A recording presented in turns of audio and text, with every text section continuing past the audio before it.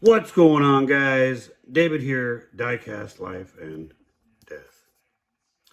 So today, I unboxed a car, and I thought I would bring it out, and we're going to talk about it, and we'll see, see what you guys think.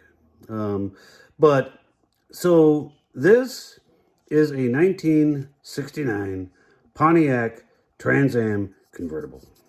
Mhm. And you say, well, wait, where is the flying chicken on the old hood? The rising phoenix or phoenix rising. Well, 69, they didn't have the old bird. Um, and there were only 697 hardtops of this 69 Trans Am made. And there were only 8 convertibles.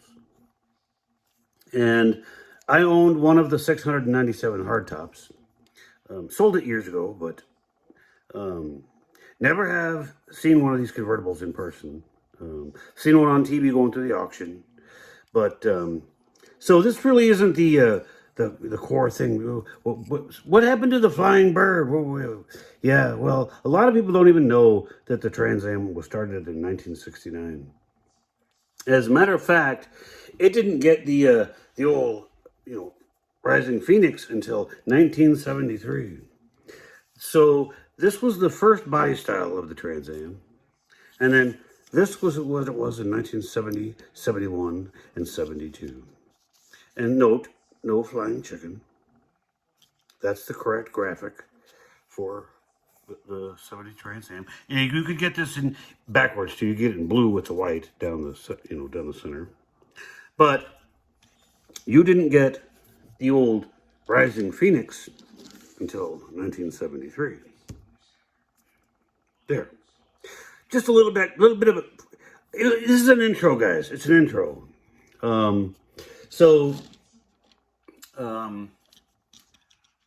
I dug this little guy out, and oh yeah, hold on. I gotta say one more thing about this. There's only one company that made this car in a hardtop with the correct white with blue graphics, and it was Auto World. And they made it back in 2017. Do I have one? Nope. Nope, I don't. You know why? Because I am not going to spend $50 to $100 to buy a $6 car. Just not. Can't. I mean, I could, but it's the principle, guys. It's the principle. And they also made, because I would have to go commit. I would have to commit. Because if I buy the hardtop from the Auto World, they also made a silver one.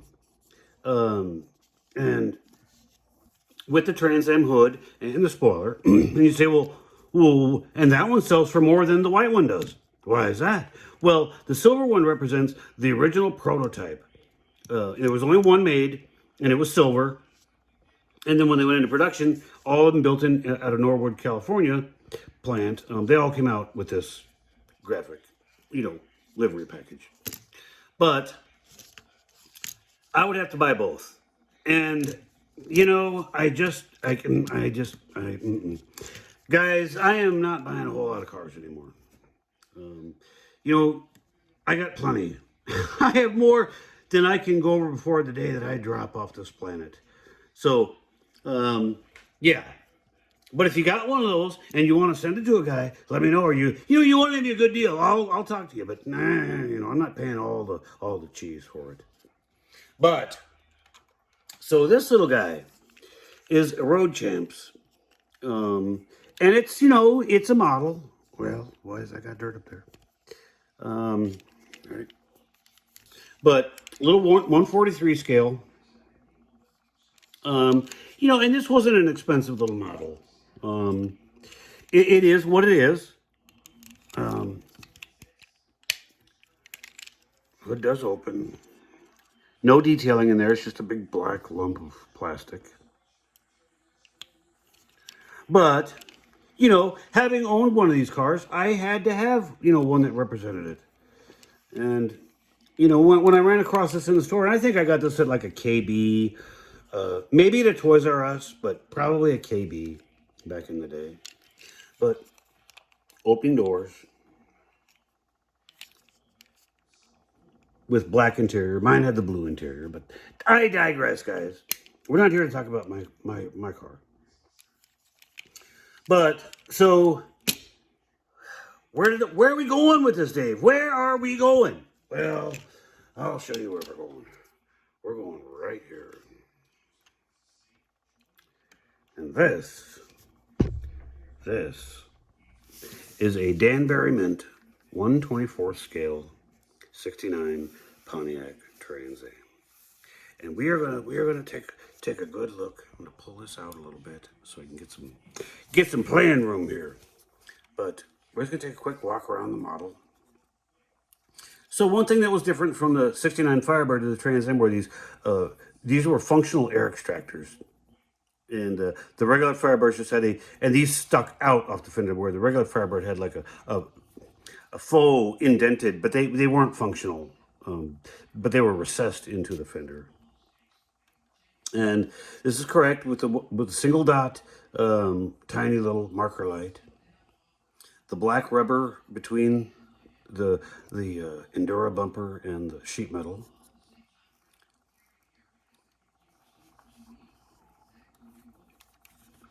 And the Firebirds did not get this hood, nor did the Firebird 400 get this hood. This was a one Trans Am only hood. And the thing about this hood is that, if I can get it open, this hood was basically made in two pieces. So the underside frame of the hood, you know, the bones of the hood, if as it were, was steel, metal. But the outer shell, this was fiberglass. And it was, obviously to reduce weight. And, they didn't have to stamp them out. Because, like I said, they only made 697 of these, Trans Ams. But pretty front end. We'll take a gander under the hood there. And as you can see on the if I can get you in there, the hood has the little seal that when it comes down, it seals to the old carburetor, so that all of the air coming in from the hood was cold air, and it got taken into the carburetor rather than coming through the radiator and getting hot. But nice detail that it has that on the bottom. And like I said, this foam seal would have closed when they put the hood closes. It squishes this down. It becomes all enclosed. But really nicely detailed engine. And there, see, if you looked at the Mopar video that I did about the scissored hinges, this is a 1/24th, and it also has the scissored hinges on the hood. So really nice, high quality model. We come around to the passenger side. And no, I'm going to answer the question right now. That antenna is not broken. It's just not displayed. It's not in the up position. But so this is almost an exact copy of what my car was, because mine had the exact same blue interior. Turn the car around so it gets some.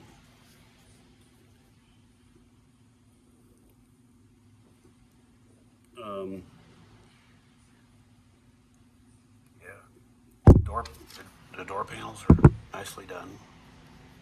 And see also again, correct hinges to where the door goes into the body rather than swinging all the way out and then closing.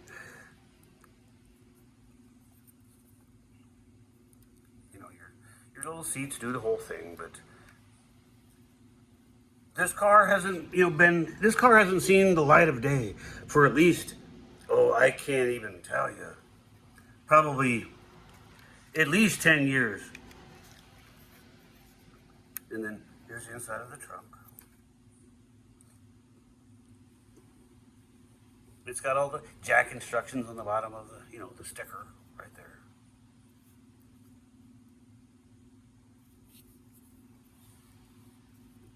And the rear marker light, you notice it's in the shape of the Firebird, and that's correct. That is absolutely correct.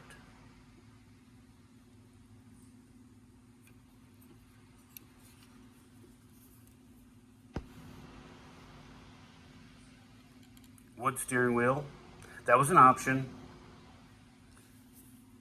And this car, it's probably hard for you to see, or it shows up a lot better when I put it on the YouTube. But this is a 4-speed example. Mine was an automatic.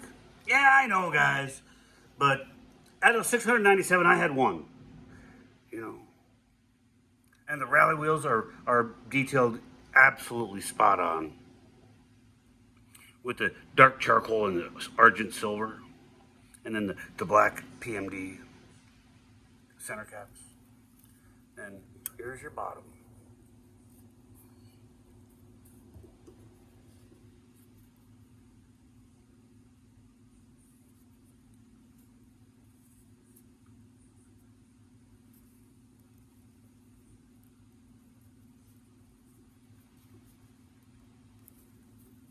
Guys, I hope you're liking seeing some of these cars. I'm enjoying looking at them for the first time. And like I said, at least this 10 years. Yeah. But if anybody has one of these little guys in a hardtop and wants to, like I said, I'll be happy to chat. Guys, like, share, subscribe if you want to. If you don't, I'll hope to see you on the next video there, guys. We will talk to you again soon about what? I don't know. Bye.